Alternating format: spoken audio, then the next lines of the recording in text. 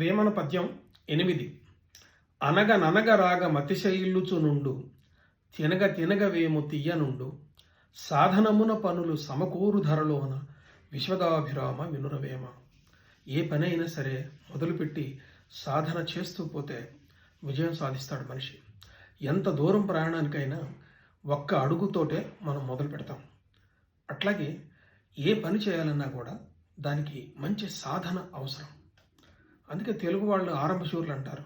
వాళ్ళు అలా మొదలుపెట్టి ఇలా వదిలేస్తారని చెప్తారు. ఒక పని చిత్తశుద్ధితోటి మొదలుపెట్టి చేయాలని తలపెడితే అది సాధ్యం అవుతుంది. దానికి కొంత సంతోషంతో సాధన చేయాలి. అంటే ఎలాగంటే విసిగిపోకూడదు. ఒకసారి అపజయం జరిగిందని విసిగిపోకుండా దాన్ని సాధన చేస్తూ పోతే సాధించడం సాధ్యం. అందుకని సాధనమున పనులు సమకూరు ధరలోన విశ్వదాభిరామ